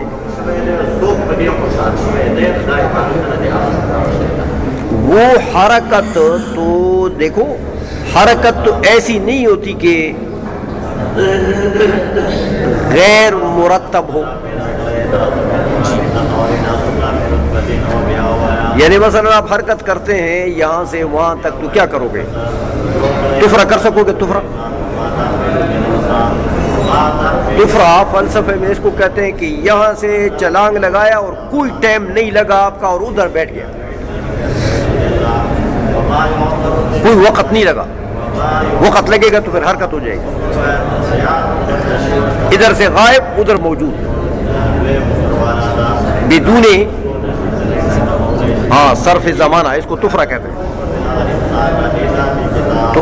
تو یہ تو ممکن نہیں ہے کہ ادھر سے غائب اور جس آن میں ادھر سے غائب ہوئے اسی آن میں, تو یہ تو پھر ٹھیک ہے, پھر حرکت نہیں ہوئی. لیکن ایسا تو ہوتا نہیں ہے, یہ تو ممکن نہیں ہے. تو جب تفرہ نہیں ہے تو پھر کیا ہے؟ حرکت. تو اب حرکت کیسے ہوتی ہے؟ اس کے اجزاء میں ترتیب ہے. حرکت کے اجزاء میں ترتیب ہے. تو جب حرکت کے اجزاء میں ترتیب ہے تو زمانہ نام ہے اس کے مقدار کا, تو اس کے مقدار میں بھی ترتیب ہوگی, تو زمانے میں بھی ترتیب ہے. اسی دیکھیں نا, یہ رات دن جو ہے یہ بالترتیب, یہ گھڑیاں چلتی ہیں بالترتیب. یہ گھڑیاں چلائی ہیں لوگوں نے, سائنسدانوں نے, تو یہ تو ایک تک ہے ان کا, ایک اعتباری چیز ہے کہ انہوں نے بنا لیا کہ بھئی 24 گھنٹے جو ہے وہ مقرر کر لو, فرض کر لو کہ اس میں 24 گھنٹے ہیں. تو کس نے کہا ہے کہ 24 گھنٹے ہیں رات دن میں؟ کوئی قرآن کی آیت ہے؟ 50 گھنٹے نہیں ہو سکتے؟ سمجھائیے.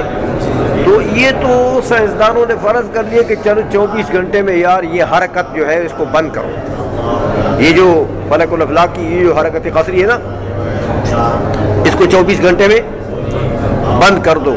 یہ 12 گھنٹے میں بھی ہو سکتی ہے, یا یہ 50 گھنٹے میں بھی اس کے ہو سکتے ہیں. تو یہ ایک اعتباری چیز ہے, لیکن وہ جو حرکت ہے وہ تو واقعی چیز ہے. وہ جو فلک الافراق حرکت دے رہا ہے وہ تو نفس الامری چیز ہے. تو اس کا مقدار تابع ہے کس کا؟ حرکت کا. تو جب حرکت میں ترتیب ہے تو پھر اس کے مقدار میں بھی, تو زمانے میں ترتیب ہوگی. زمان نام ہے مرتب اجزاء اوقات کا, اور وہ اصل میں مقدار ہے کس کا؟ فلک الافلاک کے وہ حرکت قصری کا. ہاں تو اب کہتے ہیں, اب سمجھ جاؤ گے تم. کہتے ہیں دیکھو بھائی, یہ جو نفوس ناطقہ پیدا ہوئے, ٹھیک ہے کہ باعتبار ذات تو ان میں کوئی ترتیب نہیں ہے. یہ جو نفوس مفارقہ غیر متناہی ہے نا, وہ تو ابدان مرتے ہیں تو یہ جدا ہو جاتے ہیں تو بس جمع ہو جاتے ہیں. غیر متناہی جمع ہو جاتے ہیں, ارسطو تالیش کہتے ہیں. لیکن یار ان میں ترتیب بھی ہے. کیوں؟ کہ ان کا جو حدوث ہوا ہے وہ حادث, تو ابتداءً تو حادث مانتے ہیں نا, ہر جزئی کو تو حادث مانتے ہیں نا. تو ان کا جو حدوث ہوا ہے وہ حدوث کب ہوا؟ زمانے میں. تو وہ زمانہ کیا ہے؟ مرتب. زمانے میں تو ترتیب ہے. ابھی میں نے اس کی تفصیل آپ کو بتائی. تو جب زمانے میں ترتیب ہے تو یہ سب موجود ہیں. یہ غیر متناہی جو نفوس ناطقہ ہے نا, مفارقہ, یہ سب موجود ہیں, اور اپنے حدوث کے اعتبار سے ان میں ہم ترتیب بنا لیں گے کہ ان کے ازمنہ حدوث میں تو ترتیب ہے نا, تو بس وہی ترتیب کافی ہے. تو موجود بھی ہوئے, مرتب بھی ہوئے, لہذا اب برہان تطبیق کا چھرا لے آؤ. سمجھ آئیے، چلا دیں گے اس میں اس طریقے سے، سمجھ گئے ہو؟ اس لیے کہتے ہیں کہ وَبِهِ يَبْطُلُ عَدَمُ تَنَاهِ النُّفُوسِ النَّاطِقَةِ الْمُفَارِقَةِ أَيْضًا، کیوں کہ لِأَنَّهَا مُتَرَتَّبَةٌ، کہ یہ جو نفوس ناطقہ مفارقہ ہیں یہ غیر متناہی ہے اور موجود ہے اور ترتیب سے موجود ہے. مرتب کے در سے ترتیب کے در سے آگئی. وہ تو بیلوں، وہ تو جیسے بکریوں کا واڑا ہوتا ہے ایسے اللہ تبارک و تعالی نے کہیں رکھ دیا، ان کو ایک واڑے میں جمع کر دیا، تو ترتیب کے در ہے. کہتے نہیں ترتیب ہم پیچھے سے نکالیں گے. جن جن ازمنہ میں ان کا حدوث ہوا ہے وہ ازمنہ حدوث کے اعتبار سے ان میں ہم ترتیب لے آئیں گے، کیونکہ ازمنہ میں تو ترتیب ہے، کیونکہ وہ تو حرکت کے مقدار کا نام ہے، تو حرکت میں ترتیب ہے تو اس کے مقدار میں بھی ترتیب ہے، وہی ترتیب ہم لے آئیں گے. آئی سمجھ؟ ہاں، بحسب اضافتها الى ازمنة حدوثها، مرتب ہے. کیسے مرتب ہے؟ بحسب اضافتها یعنی بحسب نسبتها الى ازمنة حدوثها، کہ جب ہم ان کی نسبت کر دیں گے، کس کی طرف نسبت کریں گے؟ ان کے ازمنہ حدوث کی طرف. تو ازمنہ حدوث میں ترتیب ہے کہ نہیں ہے؟ تو لہذا ان میں بھی ترتیب آ جائے گی. آئی سمجھ میں؟ لہذا برہان تطبیق کے لیے سڑک ہموار ہو گئی ہے. ہاں، اب وہ چلا دیں گے، اس میں باطل کر دیں گے. تو ارسطا تالیس نے جو غیر متناہی مانا ہے ان کو، وہ عدم تناہی باطل ہو گئی. بات سمجھ آ گئی ہے؟ اچھا، یہ تو علامہ خیالی نے اس کی تقریر کر دی. آگے بعض علماء نے کہا کہ یار یہ جو ترتیب کی بات تم نے کی ہے نا، یہ بنتی نہیں ہے بات.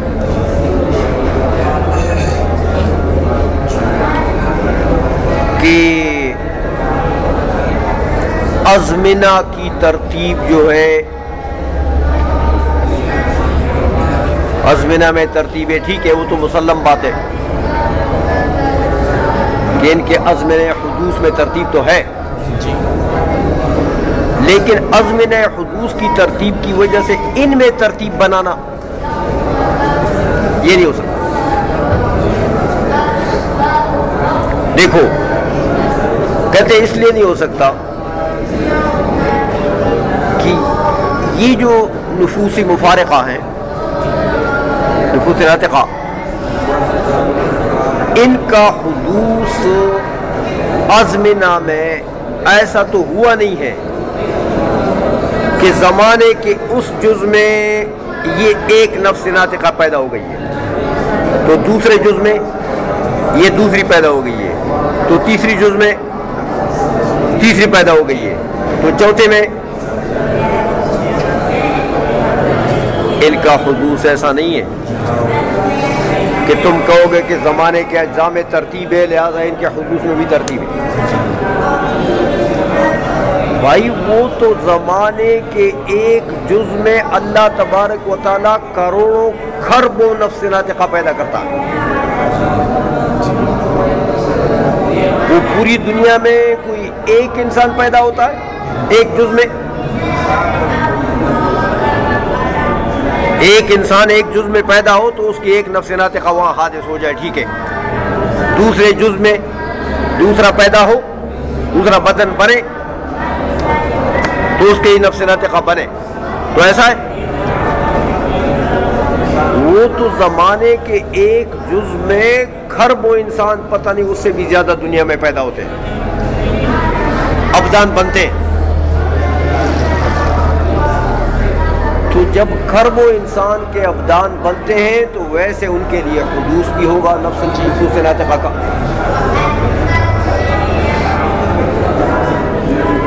تو اب لاؤ ترتیب دے سکتے ہو. زمانے کے جز ایک ہے وہ خربوں ہیں، دوسری جز بھی ایک ہے، اس میں کھربوں پیدا ہو گئے، تیسری جز بھی ایک ہے، ان میں کھربوں پیدا ہو گئے، کیسے ترتیب ہوگی؟ یہ تو ترتیب ممکن نہیں ہے. زمانے کے حدوث کے اجزاء کے اعتبار سے تم کہتے ہو ترتیب یہ نہیں دے سکتے. زمانے میں ترتیب ہے ٹھیک ہے، لیکن وہ ترتیب ان نفوس کی طرف متعدی نہیں ہو سکتی، بن نہیں سکتی. بات سمجھ آ گئی ہے؟ تو یہ اعتراض کر دیا نا انہوں نے کہ بھئی ان میں ترتیب نہیں ہو سکتی ہے. اس اعتراض کو نقل کرتے ہیں، پھر اس کا جواب دیں گے. فرماتے ہیں ما ذکرہ بعض الافاضل، بعض افاضل نے جو چیز ذکر کی ہے وہ من اس ما کا بیان ہے، من انہا قد تحدث جملۃ منہا فی زمان، کہ پیدا ہوتی ہیں جملۃ منہا، ایک گروپ نفوس ناطقہ کا ایک بڑا گروپ پیدا ہوتا ہے، فی زمان، ایک زمانے میں. اچھا، وَأُخْرَى مِنْهَا أَقَلُّ وَأَكْثَرُ فِي آخَرَ، اور ایک اور گروپ پیدا ہوتا ہے ان نفوس ناطقہ میں سے، منہا اقل، اس پہلے والے گروپ سے کم، او وَأَكْثَرُ، یا اس سے زیادہ، فی آخرہ، دوسرے زمانے میں. تو وہ تو بھائی ایک تو یہ ہے کہ ایک ایک تو پیدا نہیں ہو رہی کہ آپ ترتیب دے دیں گے، وہ تو کروڑوں کھربوں پیدا ہوتے ہیں. پھر یہ کہ ان میں تساوی بھی نہیں ہے. وہ جو ایک زمانے کے ایک جز میں 2 کھرب پیدا ہوئے، تو کیا دوسرے جز میں بھی 2 کھرب پیدا ہوں گے؟ ہو سکتا ہے وہاں 10 کھرب پیدا ہو جائے. تو ان میں تساوی بھی نہیں ہے. اب وہ ایک زمانے میں پیدا ہوئے 2 کھرب، دوسرے جز میں پیدا ہوئے 10 کھرب، تیسرے میں 20 کھرب، چوتھے میں 30 کھرب. اس کو کیسے مرتب کرو؟ بات سمجھ میں آ گئی ہے؟ اس لیے کہتے ہیں وَقَدْ تَحْدِثُ آحَادٌ مِّنْهَا فِي أَزْمِنَةٍ مُتَرَتَّبَةٍ، اور کبھی ایسا بھی ہوتا ہے کہ ایک ایک پیدا ہوتا ہے، اس کی مرضی. وہ ایک بدن بنا ہے اس آن میں، تو ایک لفظ بھی پیدا کر دے اس کے لیے، اور وہ چاہے کھربوں بنا لے تو کھربوں پیدا کر دے. تو وہاں تو کوئی ایک معیار نہیں ہے. سمجھ آئیے کہ بھئی آپ وہ 10 پیدا ہو گیا، یا 1 پیدا ہو گیا، یا 15 پیدا ہو گئے، یا 20 پیدا ہو گئے. یہ چیز ہے تو ترتیب کیسے دو گے؟ عائشہ میں اچھا وقد تحدث آحاد منها فی ازمنۃ مترتبۃ، اس لیے کہتے ہیں فلا ينطبق بمجرد ترتب اجزاء الزمان. تو آپ نے اگر اجزاء زمان میں ترتیب رکھی ہے تو اس کی ترتیب سے ان میں ترتیب نہیں کر سکتے. سمجھ میں گئی ہے؟ زمانے کی ترتیب کی وجہ سے اس میں ترتیب نہیں بن سکتی ہے. بات سمجھ میں آ رہی ہے کہ نہیں آ رہی ہے؟ یہ سوال ہو. فجوابہ، علامہ خیالی فرماتے ہیں کہ ٹھیک ہے، سوال تو اچھا کیا ہے، لیکن یہ جو سوال ہے کرنے والا ہے، اس کے سوال سے تو یہ معلوم ہوا کہ نفوس ناطقہ کے آحاد میں ترتیب نہیں دی جا سکتی. آحاد میں یہ مطلب ہوا کہ وہ ایک زمان میں 2 کھرب پیدا ہوئے، تیسرے زمان میں 3 کھرب پیدا ہوئے. تو اب آحاد میں کیسے ترتیب دیں گے زمانے کے اعتبار سے؟ اگر یہ مطلب ہے تو ٹھیک ہے کہ آحاد میں تو زمانے کی ترتیب کی وجہ سے نفوس ناطقہ کے آحاد میں ترتیب نہیں دی جا سکتی. صحیح ہے، لیکن برہان تطبیق کا انحصار تو صرف آحاد میں ترتیب پر نہیں ہے نا بھائی. کہ آحاد میں ترتیب ہوگی تو قرآن تطبیق چلے گی، آحاد میں نہ ہوگی تو نہیں چلے گی، ایسا نہیں ہے۔ یا اس پر بھی نہیں ہے کہ اجزاء متساوی ہوں، مرتب بھی ہو متساوی بھی ہو تو پھر قرآن تطبیق چلے گی، اور اجزاء میں اگر زیادتی کمی ہے تو پھر قرآن تطبیق نہیں چلے گی، اس پر بھی نہیں۔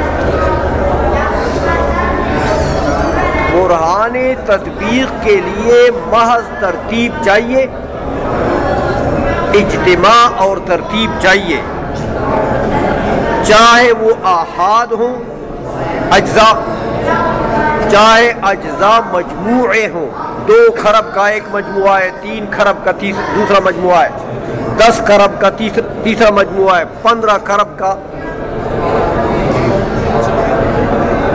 سمجھ میں آ گئی ہے؟ تو اجزاء کی تساوی بھی ضروری نہیں ہے قرآن تطبیق کے لیے، غیر متساوی اجزاء ہو تو کوئی بات نہیں۔ اب بتاؤ زمانے کی ترتیب کے اعتبار سے ان میں ترتیب دے سکتے ہیں کہ نہیں دے سکتے؟ سمجھ آئیے؟ وہ جو جتنے بھی ہیں چاہے 10 خرب ہیں اس جز میں پیدا ہوئے زمانے کے، بس دوسرے جز میں 15 خرب پیدا ہوا وہ اس کے بعد رکھیں، تیسری جز میں 20 خرب پیدا ہوئے وہ اس کے بعد رکھیں، کیونکہ اجزاء میں ترتیب ہے زمانے کے اجزاء میں، تو زمانے کے اجزاء سے ترتیب آ گئی ہے ان مجموعات میں کہ نہیں آئی ہے، چاہے ایک مجموعہ موٹا ہو دوسرا مجموعہ چھوٹا ہو، سمجھ آئیے؟ تو ترتیب ہم دے سکتے ہیں اجزاء زمان کی ترتیب کے اعتبار سے، اس لیے کہتے فجواب ان هذا انما يدفع تطبیق الفرد بالفرد۔ ہاں جواب یہ کہ یہ جو سوال جس نے کیا ہے یہ سوال تو دفع کر دے گا تطبیق الفرد بالفرد کو، کیا افراد میں نہیں ترتیب دے سکتے؟ نفوس ناطقہ کے یہ ایک نفس ناطقہ، یہ دوسری، یہ تیسری، یہ ترتیب نہیں دے سکتے، ٹھیک ہے نہیں دے، اس سے تو کام نہیں ہے۔ وہو غیر لازم، کیونکہ ہم نے اس کو لازم قرار دیا، بل یکفی انطباق الاجزاء المرتبۃ ولو متفاوتۃ، بلکہ کافی ہے انطباق اجزاء کا جو ان میں ترتیب ہو اگرچہ ان اجزاء میں تفاوت ہو، اجزاء میں ایک جز میں 2 خرب نفس ناطقہ ہیں، دوسری جز میں 3 خرب ہیں، متفاوت صحیح ہمیں آئیے، لیکن باعتبار زمان حدوث ان مجموعات میں ترتیب ہوئی کہ نہیں ہوئی؟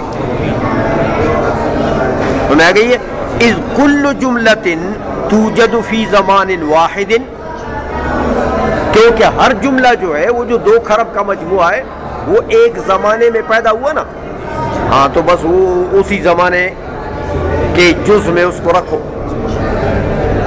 سمجھئے؟ تو وہ جو جملہ ہے وہ متناہیتن، وہ جو ایک آن میں 2 خرب پیدا ہوئے وہ 2 خرب کیا ہیں؟ متناہی ہے۔ کیوں متناہی ہے؟ کہ اس کے ابدان جو متناہی ہے، ہاں لتناہی الابدان الحادثۃ فیہ، جن ابدان میں یہ ان کا حدوث ہوا ہے وہ ابدان کیا ہے؟ متناہی، تو یہ بھی متناہی۔ التی ہی شرط حدوث النفوس، وہ ابدان جو کہ نفوس کے حدوث کے لیے شرط ہے، آئی سمجھے؟ تو مطلب یہ ہے کہ گویا کہ ہم اس میں ترتیب بنا لیں گے، اور ترتیب کیسے بھی ہو اس کے اجزاء میں تساوی بھی ضروری نہیں ہے اور آحاد بھی ضروری نہیں ہے، مجموعوں کا ایک ایک جز بنا لو، آئی سمجھ میں؟ ہو گیا؟